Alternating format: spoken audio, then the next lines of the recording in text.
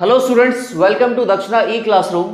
Chemical kinetics के last lecture तक zero order reaction, first order reaction, second order reaction और pseudo first order reaction पढ़ा जा चुका है।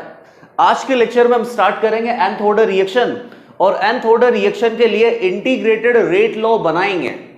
एक बहुत ही इजी इक्वेशन लिखा गया है यहाँ पे। रिएक्टेंट ए है, इससे प्रोडक्ट बन रहे हैं। रिएक्टेंट ए का इनिशियल कॉन्सेंट्रेशन अज्यूम कर लेते हैं ए नॉट है और प्रोडक्ट शुरुआत में बेसिकली जीरो है। At time T equal to T पे रिएक्टेंट ए का जो कॉन्सेंट्रेशन है वो हो जाएगा ए नॉट माइनस एक्स। अच्छा, ए नॉट माइनस एक्स को और क्या बोला जा सकता है? Eighty, concentration of reactant at any time T.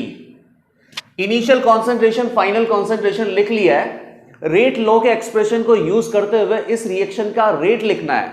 तो रेट ऑफ रिएक्शन बेसिकली कितना होगा?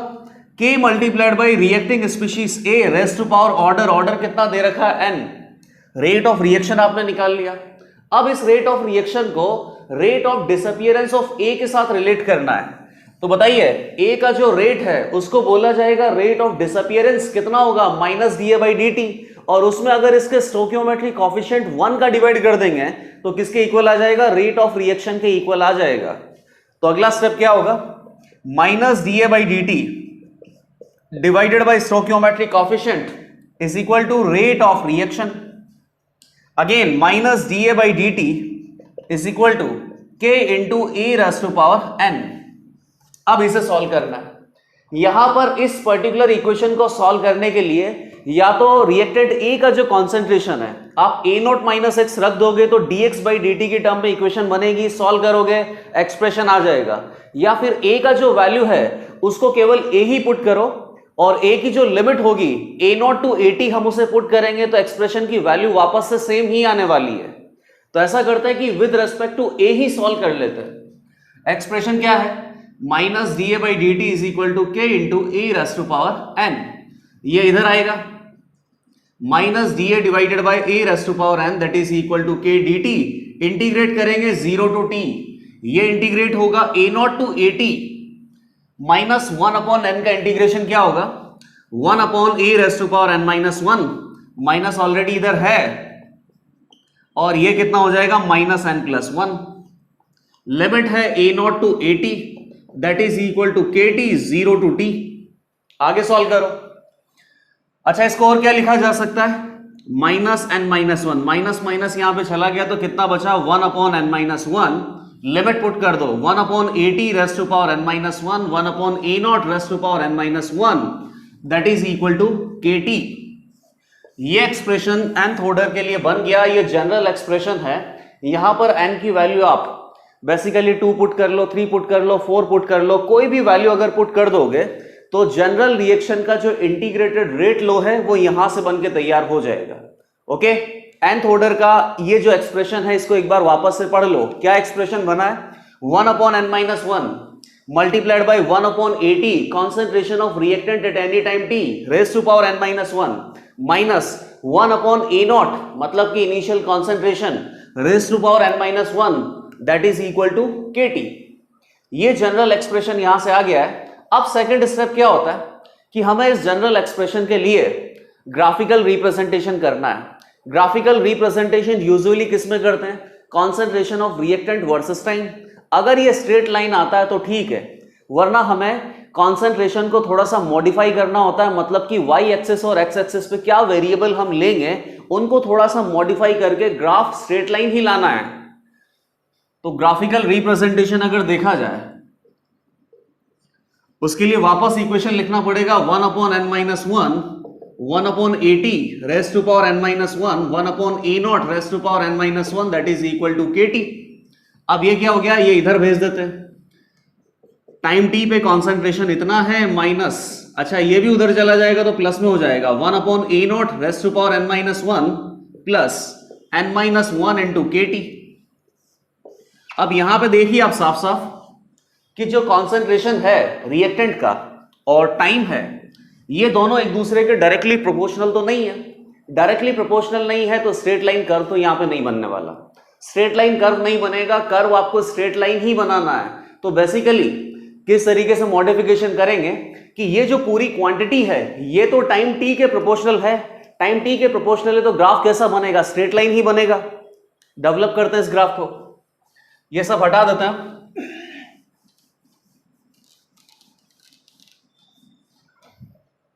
1/80 raised to power n minus 1 that is equal to 1/a0 raised to power n minus 1 plus n minus 1 into k into t। तो ये जो quantity है और time दोनों ही directly proportional है, दोनों के बीच में स्ट्रेट लाइन कर्व डेवलप करना ही है। तो y एक्सिस पे बेसिकली क्या हो जाएगा, ये x एक्सिस किसका हो जाएगा, टाइम का, ये अपने पास स्लोप हो गया और ये इंटरसेप्ट हो गया। तो y एक्सिस मतलब कि 1/concentration of reactant raise to power n minus 1। x axis पे आ गया टाइम, ग्राफ कहां से स्टार्ट होगा, इंटरसेप्ट से, that means 1/a0 raise to power n minus 1। और ग्राफ बेसिकली कैसा होगा, स्ट्रेट लाइन, क्योंकि डायरेक्टली प्रोपोर्शनल है। स्ट्रेट लाइन कर्व की जो स्लोप है यहां पे कितनी है, n minus 1 into k। इस तरीके से nth ऑर्डर का जो जनरल एक्सप्रेशन है आप उसका ग्राफिकल रिप्रेजेंटेशन भी कर सकते हो। इंटीग्रेटेड रेट लॉ निकाल लिया, जनरल एक्सप्रेशन निकाल लिया और इसके बाद आपने ग्राफिकली रिप्रेजेंट कर लिया। नेक्स्ट स्टेप क्या होता है कि टी हाफ निकालना है, हाफ लाइफ निकालना है। और हाफ लाइफ भी बेसिकली इसी तरीके से कोई एक्सप्रेशन आएगा। और इन सारे एक्सप्रेशंस को ऐसा नहीं है कि याद रखना है, आपको केवल एक्सप्रेशन क्या याद रखना है, डिफरेंशियल फॉर्म में, minus D by D T that is equal to K into A raise to power N. इसको किसी भी टाइम पे आप इंटीग्रेट करके जनरल इंटीग्रेटेड रेट लॉ का फंक्शन लेके आ सकते हो। और अगर ये इंटीग्रेटेड रेट लॉ बन गया तो किसी भी टाइम पे टी हाफ की वैल्यू भी निकाल सकते हो। नेक्स्ट आ गया अपने पास टी हाफ। हाफ लाइफ में बेसिकली क्या होगा, half of the reactant will react, that means half of the reactant will left. तो हाफ लाइफ की अगर बात है जिसको टी हाफ बोलेंगे तो एटी कितना हो जाएगा, initial concentration minus reacted concentration. Reacted concentration कितना होगा, जस्ट हाफ। तो लेफ्ट कॉन्सेंट्रेशन भी कितना होगा, जस्ट हाफ। फॉर्मूला अप्लाई करो, 1/80 raise to power n minus 1 that is equal to 1/a0 raise to power n minus 1 plus n minus 1 into k into t। 1/a0 by 2 raise to power n minus 1, ये इधर ले आते हैं, 1/a0 raise to power n minus 1 that is equal to n minus 1 into k into t half indicate कर दो यहां पे। अब ये कितना हो जाएगा, 2 raise to power n minus 1 ऊपर जाएगा, कॉमन आ जाएगा ये, तो 2 raise to power n minus 1 minus 1 a0 raise to power n minus 1, ये इधर आ गया, तो ये कितना हो जाएगा n minus 1 that is equal to k भी इधर ले आते हैं तो t हाफ इधर बचेगा केवल। ये एक्सप्रेशन बना है और ऐसा भी नहीं है कि इस एक्सप्रेशन को याद ही रखना है, बार बार बता रहा हूं कि आपको डिफरेंशियल फॉर्म में ही रेट एक्सप्रेशन पता रखना है और उस रेट एक्सप्रेशन को फिर इंटीग्रेट करने के बाद इंटीग्रेटेड रेट लॉ बना सकते हैं। इंटीग्रेटेड रेट लॉ अगर एक बार बन गया तो टी हाफ की वैल्यू भी निकाल सकते हैं। तो ये एक्सप्रेशन कंप्लीटली इस तरीके से तो याद नहीं रखना है, लेकिन फिर भी इस एक्सप्रेशन में एक रिलेशन जरूर पता रखना है। वो रिलेशन हमने zero order, first order, second order हर किसी रिएक्शन के लिए पता किया है। रिलेशन क्या होता है बेटा कि टाइम टी हाफ जो है इसका इनिशियल कॉन्सेंट्रेशन ऑफ रिएक्टेंट के साथ क्या रिलेशनशिप आता है। जैसे जीरो ऑर्डर का बता देता हूं, जीरो ऑर्डर के लिए टी हाफ कितना होता है, a0 डिवाइडेड बाई 2k। तो टी हाफ का जो रिलेशन है a0 के साथ कैसा आता है, डायरेक्टली प्रोपोर्शनल आता है। ऐसे ही फर्स्ट ऑर्डर में आपने देखा था कि T half initial concentration of reactant पे डिपेंड नहीं करता है। सेकंड ऑर्डर में देखा था कि T half initial concentration of reactant के साथ इनवर्सली प्रोपोर्शनल होता है। तो ये सब याद रखने की जरूरत नहीं पड़ेगी अगर आप जनरल एक्सप्रेशन पे ध्यान दें। तो जनरल एक्सप्रेशन से आपको क्या आ रहा है, nth ऑर्डर के एक्सप्रेशन के लिए T half initial concentration of reactant के इनवर्सली प्रोपोर्शनल है, और इनवर्सली प्रोपोर्शनल जब है तो इस कॉन्सेंट्रेशन की पावर में कितना आ रहा है, n-1। ये पर्टिकुलर रिलेशन हमें पता रखना ही है क्योंकि आगे जाके अपने पास एक टॉपिक आएगा। अभी टॉपिक का नाम क्या होगा, ऑर्डर डिटर्मिनेशन। क्वेश्चन में आपको डिफरेंट इंफॉर्मेशन मिलेगी और उस इंफॉर्मेशन से आपको यह पता लगाना है कि रिएक्शन का ऑर्डर क्या हो सकता है। तो रिएक्शन के ऑर्डर फाइंड आउट करने के लिए अपने पास टोटल 5 मेथड्स है। 5 मेथड में से एक मेथड ये भी है, हाफ लाइफ मेथड इसको बोलते हैं। तो अगर आपको हाफ लाइफ का जो रिलेशन है इनिशियल कॉन्सेंट्रेशन के साथ पता होगा तो आप ऑर्डर डिटरमाइन कर पाओगे। ठीक है, ये nth ऑर्डर रिएक्शन में आपने एक्सप्रेशन भी देख लिया, इंटीग्रेटेड रेट लॉ भी देख लिया, टी हाफ की वैल्यू भी निकाल ली और ग्राफिकली रिप्रेजेंट भी कर लिया। नेक्स्ट टॉपिक है ऑर्डर डिटर्मिनेशन। तो बेसिकली कोई भी एक पर्टिकुलर केमिकल रिएक्शन है, उसके लिए आपको कुछ इंफॉर्मेशन प्रोवाइडेड होगा और उस इंफॉर्मेशन से रिएक्शन का ऑर्डर कैलकुलेट करना है। ऑर्डर कैलकुलेट करने के लिए कोई पर्टिकुलर मेथड आपको यूज करना पड़ेगा। तो टोटल अपने पास 5 मेथड है। इन 5 मेथड में से किसी को भी यूटिलाइज करके आप रिएक्शन का ऑर्डर बता सकते हो।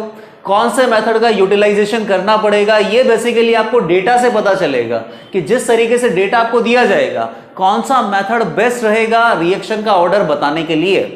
तो मेथड अपने पास क्या क्या है? Integrated rate law method, initial rate law method, half life method, graphical method और ऑस्टवर्ल्ड आइसोलेशन मेथड। लास्ट के जो दोनों मेथड है, ग्राफिकल मेथड और ऑस्टवर्ल्ड आइसोलेशन मेथड, ये बेसिकली यूज तभी करना है जब क्वेश्चन वाला स्पेसिफिकली इनके बारे में बोले, मतलब कि सब्जेक्टिव प्रॉब्लम अगर है तो ये दोनों अपन यूज कर सकते हैं। बाकी जितना भी डेटा अपने पास है, पहले 3 मेथड से ही किसी भी पर्टिकुलर रिएक्शन का जो ऑर्डर है हम कैलकुलेट कर पाएंगे।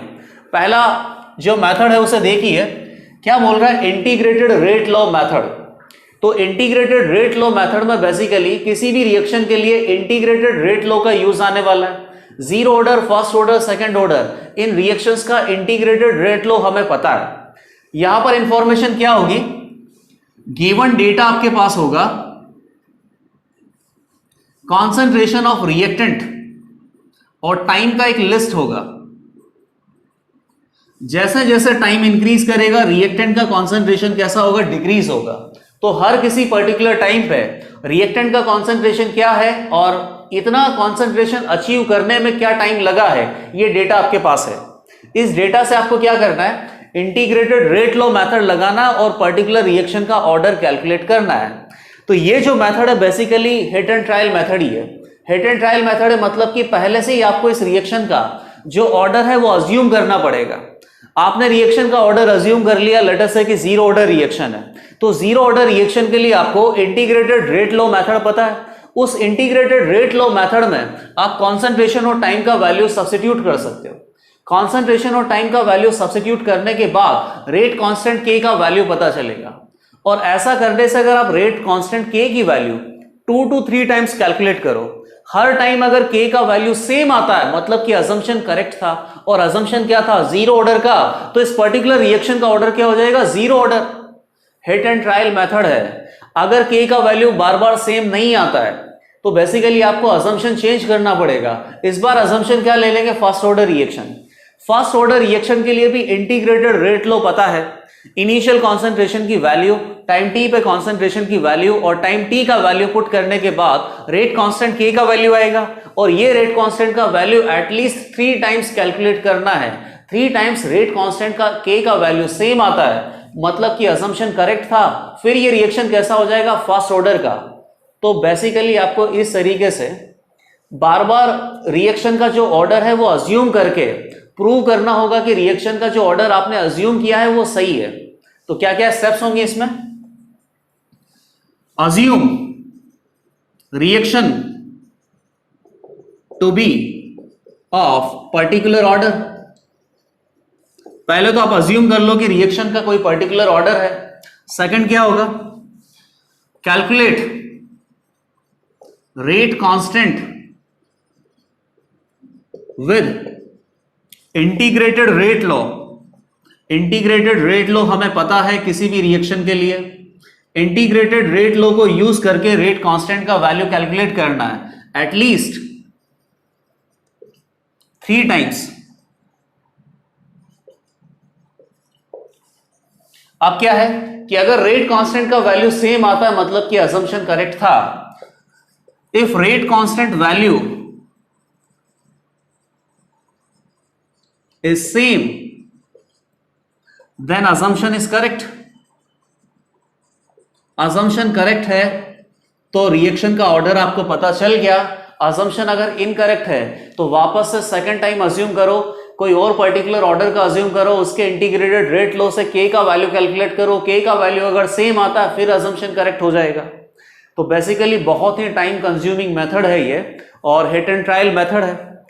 और दूसरा, इस पर्टिकुलर डेटा से अगर आप बहुत जल्दी रिएक्शन का ऑर्डर बताना चाहते हैं, और डेटा क्या है, कॉन्सेंट्रेशन वर्सेस टाइम का डेटा है, तो आपको ध्यान आ रहा है कि जीरो ऑर्डर रिएक्शन और फर्स्ट ऑर्डर रिएक्शन में आपने एक ऑब्जर्वेशन नोटिस किया था।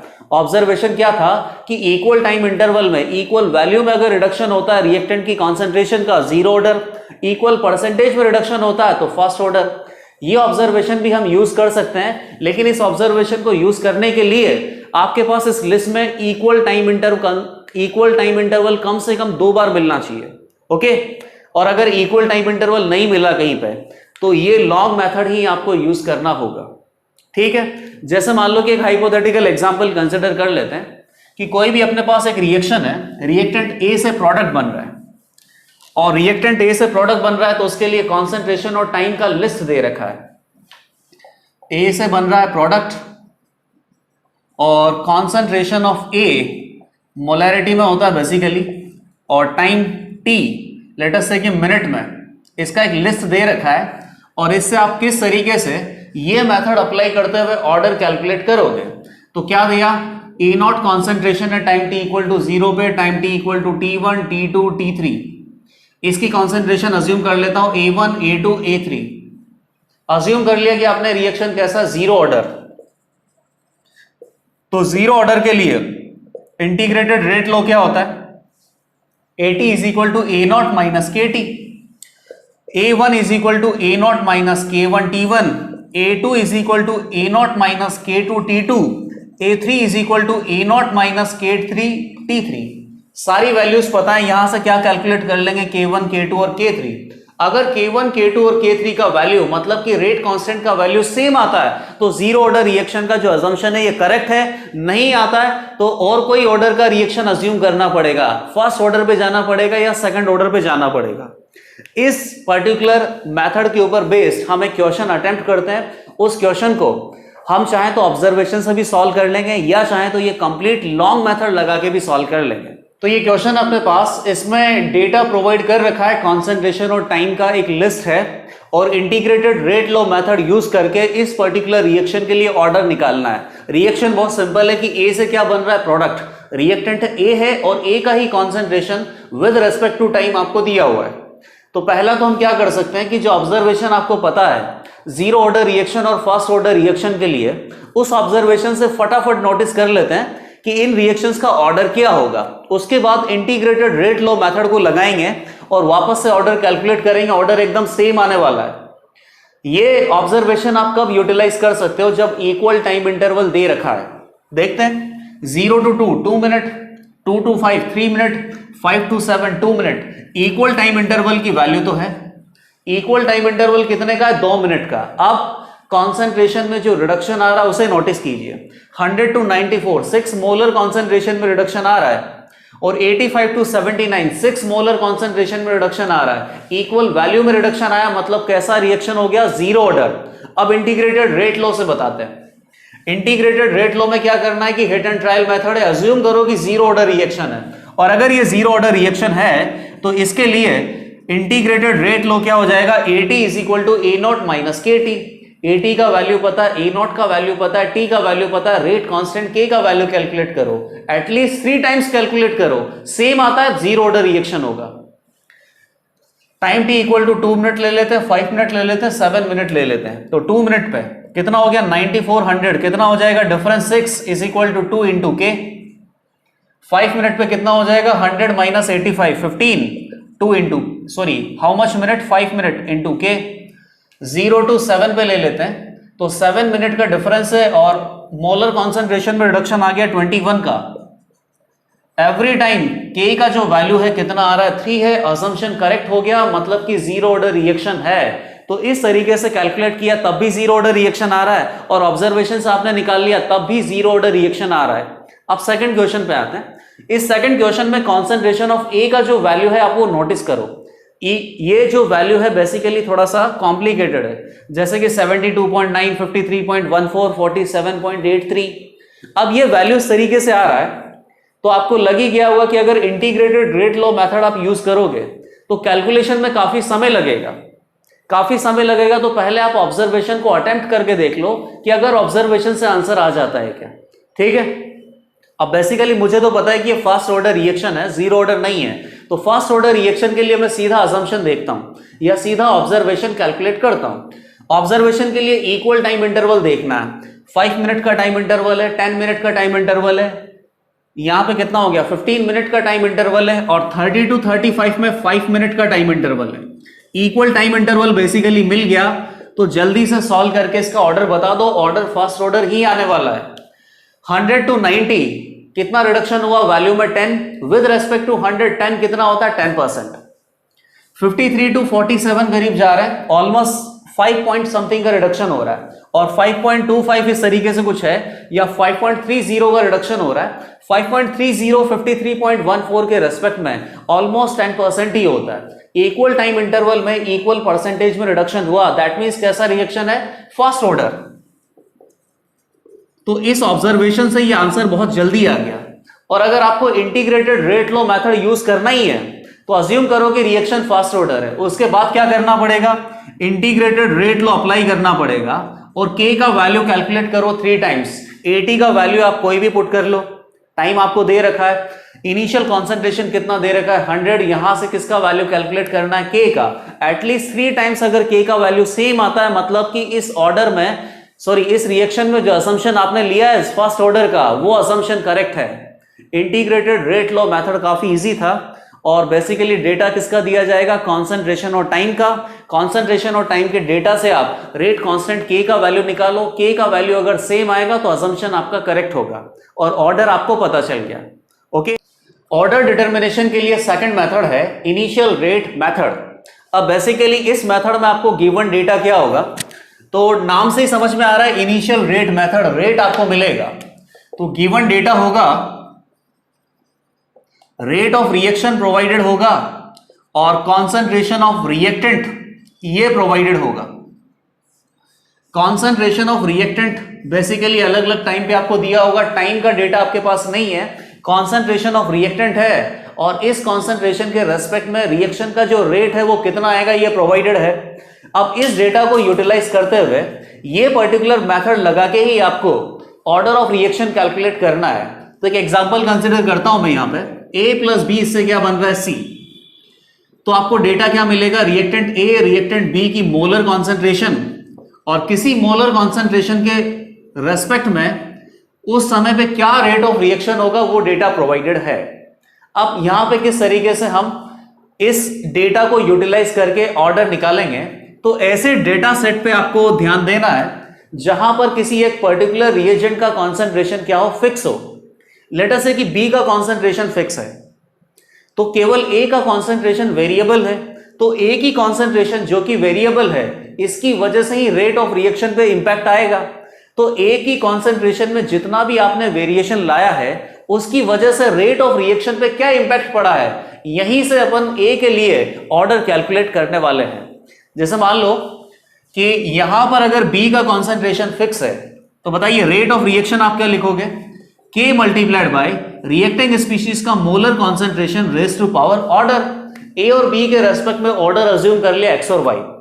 अब मैंने B का कॉन्सेंट्रेशन क्या कर दिया, फिक्स इस डेटा सेट में, तो केवल A का कॉन्सेंट्रेशन कैसा है, वेरिएबल। लेट अस से कि A का कॉन्सेंट्रेशन क्या हो गया, डबल, और उस समय पे रेट ऑफ रिएक्शन यहां से मैंने नोटिस कर लिया कि इनिशियल रेट ऑफ रिएक्शन का 4 टाइम्स हो गया, रेट ऑफ रिएक्शन हो गया 4 टाइम्स, A का कॉन्सेंट्रेशन हो गया डबल और B का कॉन्सेंट्रेशन फिक्स है। तो इन दोनों रेट्स को डिवाइड करने के बाद आपको x का वैल्यू पता चल जाएगा। तो x का वैल्यू क्या आएगा बेटा, 1/4 is equal to 1/2 raise to power x, x is equal to कितना आ गया 2। ये सिंपली भी पता किया जा सकता था कि रेट ऑफ रिएक्शन क्या होता है, इनिशियल कॉन्सेंट्रेशन के या फिर रिएक्टेंट की कॉन्सेंट्रेशन के डायरेक्टली प्रोपोर्शनल होता है, जहां पर इनकी कॉन्सेंट्रेशन की पावर क्या होती है, x और y। कॉन्सेंट्रेशन बढ़ेगा तो रेट ऑफ रिएक्शन बढ़ेगा, कॉन्सेंट्रेशन कम होगा तो रेट ऑफ रिएक्शन क्या होगा, कम। अगर यहां पर कॉन्सेंट्रेशन 2 टाइम्स बढ़ता है और रेट ऑफ रिएक्शन भी 2 टाइम्स बढ़ता है तो पावर क्या आता है, 1।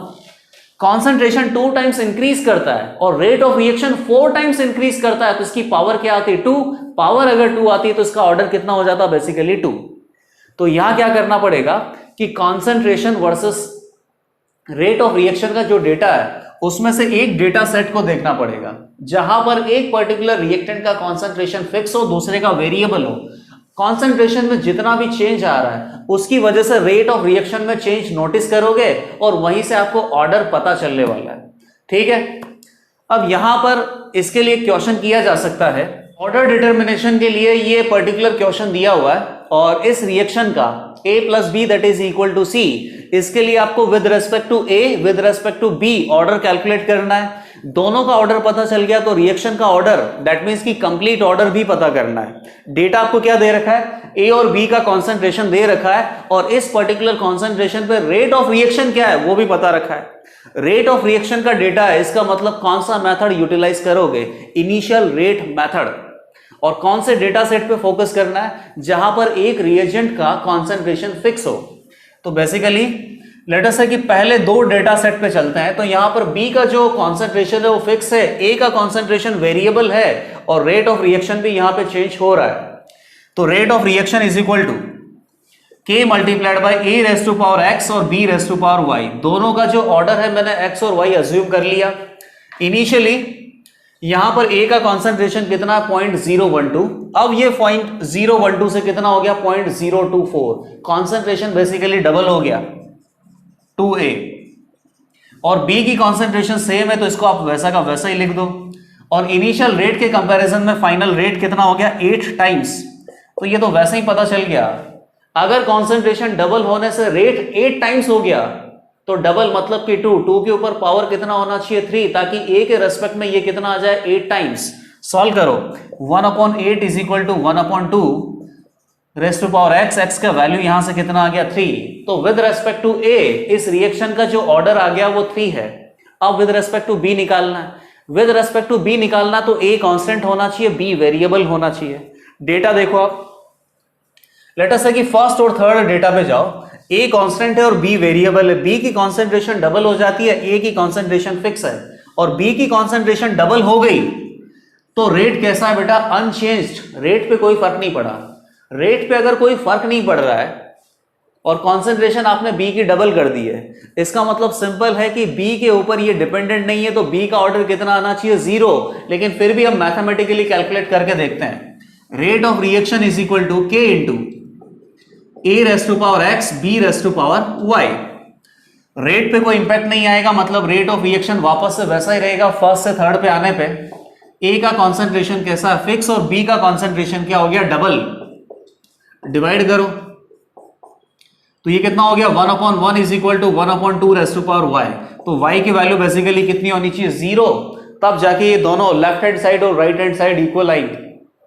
तो यहां से पता चल गया कि B की कॉन्सेंट्रेशन चेंज करने से अगर रेट पे कोई इंपैक्ट नहीं आ रहा है, मतलब B के ऊपर डिपेंडेंट नहीं है, B के ऊपर डिपेंडेंट नहीं है, तो B का ऑर्डर कितना हो जाएगा, 0। A का ऑर्डर कितना निकाल लिया था, 3। तो कंप्लीट रिएक्शन का जो ऑर्डर कितना हो जाएगा, 3 + 0 दैट इज इक्वल टू 3। अभी तक दो मेथड आपने देख लिए, दोनों ही मेथड बहुत ही मैथमेटिकल हैं और इनसे ऑर्डर निकालने के लिए आपको बेसिकली ये पता होना चाहिए कि डेटा क्या है। कॉन्सेंट्रेशन वर्सेस टाइम का डेटा है, इंटीग्रेटेड रेट लॉ अप्लाई करना है। Concentration versus rate of reaction का डेटा है तो आपको initial rate law method apply करना है। थर्ड जो यहां पर ऑर्डर डिटर्मिनेशन का मेथड आता है that is half life method. तो हाफ लाइफ मेथड में आपको बेसिकली डेटा क्या मिलेगा बताइए। हाफ लाइफ मेथड नाम में लिखा है, हाफ लाइफ मेथड के लिए आपको डेटा मिलेगा हाफ लाइफ, और हाफ लाइफ अगर मिलेगा तो उसके साथ और क्या होगा, इनिशियल कॉन्सेंट्रेशन। थर्ड आ गया हाफ लाइफ मेथड। डेटा आपको क्या प्रोवाइडेड होगा, हाफ लाइफ किसी भी एक पर्टिकुलर एक्सपेरिमेंट में, और क्या प्रोवाइडेड होगा, इनिशियल कॉन्सेंट्रेशन। क्योंकि इनिशियल कॉन्सेंट्रेशन और हाफ लाइफ के बीच में एक रिलेशनशिप है। तो लेट अस से कि आपने एक्सपेरिमेंट किया 3 टाइम्स इनिशियल कॉन्सेंट्रेशन आपने रखा, A01, A02, A03, और हर बार इसका जो टी हाफ का वैल्यू है वो चेंज होगा। लेट अस से कि टी हाफ की वैल्यू को मैं बोल देता हूं T12, T12 और T13। तो हर बार डिफरेंट एक्सपेरिमेंट है, हर बार रिएक्टेंट की इनिशियल कॉन्सेंट्रेशन अलग है, तो हर बार टी हाफ की वैल्यू क्या आएगी, अलग अलग आएगी। अब इस वैल्यू से क्या आप रिएक्शन का ऑर्डर कैलकुलेट कर सकते हो क्या, बिल्कुल कर सकते हो। टी हाफ और इनिशियल कॉन्सेंट्रेशन में क्या रिलेशन है वो पता होना चाहिए। जीरो ऑर्डर के लिए आपको पता है, फर्स्ट ऑर्डर के लिए पता है, सेकंड ऑर्डर के लिए पता है, लेकिन आपको बेसिकली कौन सा याद रखना है, nth ऑर्डर जनरल जो रिलेशनशिप है टी हाफ और इनिशियल कॉन्सेंट्रेशन का वो याद रखना है। तो क्या रिलेशन आता है, T half is inversely proportional to initial concentration raised to power n-1। Data आपको 3 सेट प्रोवाइडेड है, आपको केवल 2 ही सेट की जरूरत है। फर्स्ट एक्सपेरिमेंट का टी हाफ लिख दिया मैंने इस तरीके से, इनिशियल कॉन्सेंट्रेशन लिख दी मैंने इस तरीके से raised to power n-1। Second experiment का टी हाफ लिख दिया इस तरीके से, inversely proportional to initial concentration A02 raised to power n-1। दोनों को आप डिवाइड करोगे तो प्रोपोर्शनैलिटी का sign cancel out, equal to आ जाएगा यहां पे। दोनों एक्सपेरिमेंट में टी हाफ का वैल्यू दे रखा है, दोनों एक्सपेरिमेंट में इनिशियल कॉन्सेंट्रेशन का वैल्यू दे रखा है। तो यहां पर बेसिकली सारा डेटा है और कौन सा वेरिएबल यहां पर अभी नहीं पता, n क्या होता है, रिएक्शन का ऑर्डर। तो जो रिएक्शन का ऑर्डर है n वो आपको पता चल जाएगा। तो जो हाफ लाइफ मेथड है ये तीनों मेथड में सबसे ज्यादा इजी मेथड है, लेकिन डेटा क्या मिलना चाहिए, डिफरेंट एक्सपेरिमेंट में डिफरेंट इनिशियल कॉन्सेंट्रेशन मिलना चाहिए और डिफरेंट हाफ लाइफ का डेटा आपको पता होना चाहिए।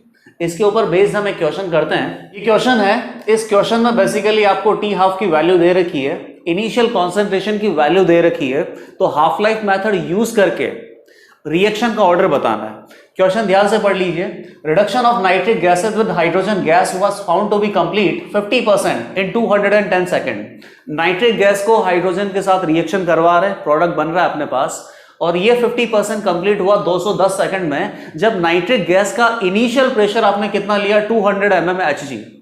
फिर वापस से सेपरेट एक्सपेरिमेंट करते हैं और इस सेपरेट एक्सपेरिमेंट में टाइम ऑफ हाफ कंप्लीशन मतलब कि 50% कंप्लीशन का टाइम, हाफ लाइफ, ये कितना मिला आपको, 140 सेकंड मिला, और इसमें नाइट्रिक गैस का इनिशियल प्रेशर कितना रखा, 300 mmHg। तो नाइट्रिक गैस के रेस्पेक्ट में इस पर्टिकुलर रिएक्शन का ऑर्डर बताना। 2 हाफ लाइफ आपको दे रखी है, 2 इनिशियल कॉन्सेंट्रेशन दे रखा है। अब बेसिकली यहां पे नोटिस करो कि जो रिएक्टेंट है वो कैसा है, गैसियस है, और गैसियस रिएक्टेंट के लिए आपको बेसिकली क्या दिया जा सकता है, इनिशियल प्रेशर दिया जा सकता है।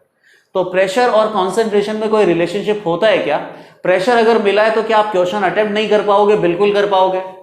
गैस के लिए क्या इक्वेशन होती है, ideal PV equal to nRT, P is equal to N/V RT।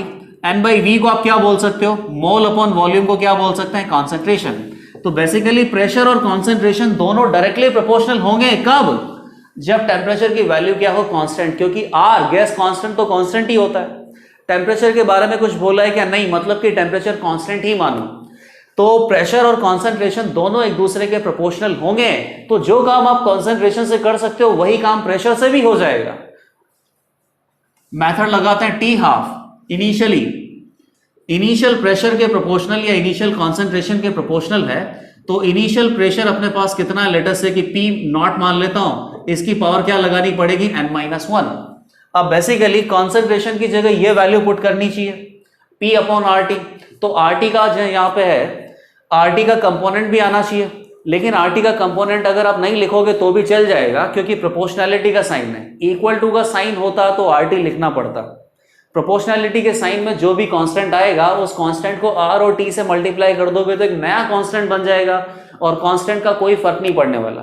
तो बताइए फर्स्ट एक्सपेरिमेंट में कितना टाइम लग रहा है, 210 सेकंड। कब, जब इनिशियल प्रेशर आपको कितना दे रखा है, 200 mmHg raised to power n-1। अब कितना टाइम लग रहा है, 140 सेकंड, जब इनिशियल प्रेशर कितना है, 300 mmHg raised to power n-1। दोनों को डिवाइड करो तो 210 divided by 140 that is equal to 300 divided by 200, और दोनों की पावर n-1 है, तो कंप्लीट मैंने लगा दिया n-1 पावर। ये कितना हो गया, बेसिकली 3/2, ये भी कितना है, 3/2 रेज़्ड टू पावर n-1। तो n-1 की वैल्यू क्या हो जाएगी, 1, n इक्वल टू कितना हो जाएगा, 2। तो ये जो पर्टिकुलर रिएक्शन है, नाइट्रिक गैस का हाइड्रोजन के साथ रिडक्शन करवा रहा है with respect to nitric gas, ये रिएक्शन आ गया सेकंड ऑर्डर। और कहां से निकाला, हाफ लाइफ मेथड को अप्लाई करके। हाफ लाइफ मेथड ही क्यों लगाया, क्योंकि आपको डिफरेंट एक्सपेरिमेंट में डिफरेंट इनिशियल कॉन्सेंट्रेशन के लिए हाफ लाइफ का वैल्यू दे रखा था। ओके, ऑर्डर डिटर्मिनेशन में नेक्स्ट मेथड है ग्राफिकल मेथड। तो बेसिकली इस मेथड में आपको क्या करना पड़ेगा कि जो भी डेटा दे रखा है, डेटा किसका मिल सकता है, concentration versus time, T half versus initial concentration, या rate of reaction versus concentration of reacting species, कोई भी डेटा आपको प्रोवाइडेड है, इस डेटा को ग्राफ में रिप्रेजेंट करना है। ग्राफ में रिप्रेजेंट करने के बाद मैच करना है कि ये जो पर्टिकुलर ग्राफ है जीरो ऑर्डर के साथ मैच कर रहा है तो जीरो ऑर्डर रिएक्शन हो जाएगा, फर्स्ट ऑर्डर के साथ मैच कर रहा है तो फर्स्ट ऑर्डर रिएक्शन हो जाएगा, सेकंड ऑर्डर के साथ मैच कर रहा है तो सेकंड ऑर्डर रिएक्शन हो जाएगा। तो क्या करना है, ग्राफ बनाना है। तो ग्राफ बनाने में बहुत टाइम खर्च होगा, तो ये मेथड बेसिकली हमें कभी यूज नहीं करना है। लेकिन अगर क्वेश्चन में स्पेसिफिकली पूछा जाए कि ग्राफिकल रिप्रेजेंटेशन से ही ऑर्डर बताओ, मतलब सब्जेक्टिव क्वेश्चन की अगर बात है, तो ग्राफिकल मेथड हमें ऑर्डर आइडेंटिफिकेशन के लिए यूज करना है। तो क्या कर सकते हैं, इसमें ग्राफ प्लॉट करेंगे, और ग्राफ प्लॉट करने के लिए डेटा आपको क्या मिल सकता है, कॉन्सेंट्रेशन और टाइम का डेटा मिल सकता है। ठीक है, अब कॉन्सेंट्रेशन और टाइम में हमें कैसा ग्राफ बनाना होता है, स्ट्रेट लाइन। अगर स्ट्रेट लाइन नहीं बनता है तो भी स्ट्रेट लाइन ही बनाना है। उसके लिए चाहे तो मुझे वाई एक्सिस पे किसकी वैल्यू प्लॉट करना वो चेंज करना पड़ेगा। एक्स एक्सिस पे तो हम टाइम ही प्लॉट करते हैं, उसे चेंज नहीं करते हैं। तो अगर कॉन्सेंट्रेशन और टाइम में सीधा ही स्ट्रेट लाइन प्लॉट हो रहा है, मतलब किसका ग्राफ है, जीरो ऑर्डर का, पता है आपको। कॉन्सेंट्रेशन वर्सेस टाइम में जीरो ऑर्डर का ग्राफ स्ट्रेट लाइन होता है। स्ट्रेट लाइन अगर प्लॉट नहीं हुआ तो फिर आप क्या करोगे, log of concentration of reactant, मतलब कि बेस ई होना चाहिए तो ln इसको बोलेंगे, वर्सेस टाइम का ग्राफ प्लॉट करना है। ये अगर ग्राफ स्ट्रेट लाइन आता है तो कौन सा ऑर्डर रिएक्शन हो जाएगा, फर्स्ट ऑर्डर। अगर ये भी स्ट्रेट लाइन नहीं आया फिर क्या करना पड़ेगा, कॉन्सेंट्रेशन की वैल्यू से 1 अपॉन कॉन्सेंट्रेशन निकालना पड़ेगा। तो 1 upon concentration of reactant versus time का ग्राफ आप प्लॉट करो, तो ये अगर स्ट्रेट लाइन आता है तो कौन सा ऑर्डर रिएक्शन हो जाएगा, सेकंड ऑर्डर। इतना ही आ सकता है, इससे ज्यादा नहीं आ सकता। और डेटा क्या मिल सकता है, T half versus initial concentration. तो जीरो ऑर्डर की अगर बात है तो T half is equal to A naught divided by 2k। तो T half is equal to, या T half is directly proportional to A naught initial concentration. तो यहां से अगर ग्राफ कैसा आ जाए, इनिशियल कॉन्सेंट्रेशन और ए नॉट में स्ट्रेट लाइन आ जाए, मतलब कौन सी रिएक्शन है, जीरो ऑर्डर। इसी तरीके से फर्स्ट ऑर्डर, इसी तरीके से सेकंड ऑर्डर के लिए भी देख सकते हैं। और आपको डेटा क्या मिल सकता है, रेट ऑफ रिएक्शन और कॉन्सेंट्रेशन मिल सकता है। तो बताइए rate of reaction, rate law से कितना होता है, K multiplied by reacting species A की concentration raise to power order. अगर जीरो ऑर्डर है तो A raise to power zero कितना हो गया, 1। तो रेट ऑफ रिएक्शन बेसिकली कैसा आ गया, कांस्टेंट। तो कॉन्सेंट्रेशन जैसे जैसे बढ़ता जाएगा, रेट ऑफ रिएक्शन अगर फिर भी कांस्टेंट है, फ्लैट लाइन अगर आ रहा है तो जीरो ऑर्डर। ऑर्डर 1 कर दिया तो रेट ऑफ रिएक्शन और कॉन्सेंट्रेशन ऑफ रिएक्टेंट दोनों डायरेक्टली प्रोपोर्शनल हैं, तो दोनों के बीच में ग्राफ कैसा आएगा, straight line. Straight line graph आ गया तो कौन सा रिएक्शन हो जाएगा, फर्स्ट ऑर्डर। और इसी तरीके से सेकंड ऑर्डर के लिए भी देख सकते हैं। ग्राफिकल मेथड केवल तभी यूज करना है जब क्वेश्चन में स्पेसिफिकली पूछा जाए और ये डेटा आपको किसी भी तरीके से मिल सकता है। इस डेटा को ग्राफ में प्लॉट करना है, ग्राफ को मैच करना है। जीरो ऑर्डर से मैच किया, zero order reaction, first order से मैच किया, फर्स्ट ऑर्डर रिएक्शन। ये अगर डेटा मिल जाए कॉन्सेंट्रेशन और टाइम का, तो आप क्या यूज कर सकते हो, इंटीग्रेटेड रेट लॉ मेथड ही यूज कर सकते हो अगर ग्राफिकल मेथड यूज नहीं करना है। ये डेटा मिल जाए, हाफ लाइफ मेथड यूज कर सकते हो। रेट ऑफ रिएक्शन और कॉन्सेंट्रेशन का डेटा मिल जाए, इनिशियल रेट मेथड यूज कर सकते हो। ग्राफिकल मेथड केवल पूछने पर ही यूज करना है। कोई अगर सब्जेक्टिव क्वेश्चन आ जाए और आंसर आपको करना है कि इसी पर्टिकुलर ग्राफिकल मेथड से ऑर्डर निकालना, तब ही यूज करना है। इसके बाद नेक्स्ट ऑर्डर डिटर्मिनेशन का जो मेथड है दैट इज ऑस्टवाल्ड आइसोलेशन मेथड। इस मेथड को भी यूज करने का मौका नहीं मिलेगा। ऑस्टवाल्ड आइसोलेशन मेथड बेसिकली एक्सपेरिमेंट करके यूज किया जा सकता है, आइसोलेशन मेथड। और एक्सपेरिमेंट करने के बाद में जो रिजल्ट आएगा, अगर उस रिजल्ट को आपको क्वेश्चन में दे दिया जाए तो भी आप ऑस्टवाल्ड आइसोलेशन मेथड को यूज करके और किसी पर्टिकुलर रिएजेंट के रेस्पेक्ट में ऑर्डर बता सकते हो। अब ये किस तरीके से यूज करना है, A plus B that is equal to C, बहुत ही सिंपल रिएक्शन है। इसके लिए रेट ऑफ रिएक्शन कितना होगा, K इंटू रिएक्टिंग स्पीशीज की molar concentration raise to power order, let us assume की ऑर्डर x और y है with respect to a and b। अब ऑसवाल्ड आइसोलेशन मेथड में क्या करते हैं कि किसी भी एक पर्टिकुलर रिएजेंट को एक्सिस में बना देते हैं, और एक से ज्यादा रिएजेंट है तो सभी को एक्सिस में बना देते हैं लीविंग वन। यहां पे कितने रिएजेंट है? दो, तो दो में से एक को मैंने एक्सिस में बना दिया और एक अपने पास लिमिटिंग अमाउंट में। तो एक्सिस रिएजेंट का कॉन्सेंट्रेशन अगर चेंज होता भी है तो पहली बात उसका रेट ऑफ रिएक्शन पे इंपैक्ट नहीं आएगा, क्योंकि एक्सिस अमाउंट में है, उसकी कॉन्सेंट्रेशन में बहुत ही नेग्लेजिबल चेंज हो सकता है। तो केवल यहां पर रेट ऑफ रिएक्शन पे अगर थोड़ा बहुत इंपैक्ट आएगा तो किसकी वजह से आएगा कि ए की कॉन्सेंट्रेशन मतलब कि लिमिटिंग अमाउंट में जो दे रखा है उसकी कॉन्सेंट्रेशन में चेंज हो।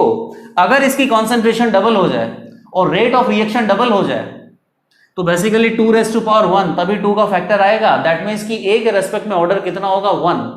एक को आप बेसिकली क्या कर दो, एक्सिस अमाउंट में बना दो और उसके बाद लिमिटिंग अमाउंट में जो है उसकी कॉन्सेंट्रेशन को चेंज करो और वहां से रेट ऑफ रिएक्शन पे जो चेंज आता है उसे नोटिस करो और फिर आप ए के रेस्पेक्ट में ऑर्डर कैलकुलेट कर सकते हो। ए का ऑर्डर आ जाएगा, फिर इसके बाद क्या करोगे? बी के लिए ऑर्डर कैलकुलेट करना है। इस बार ए को एक्सिस में बना दो और बी को लिमिटिंग अमाउंट में रहने दो।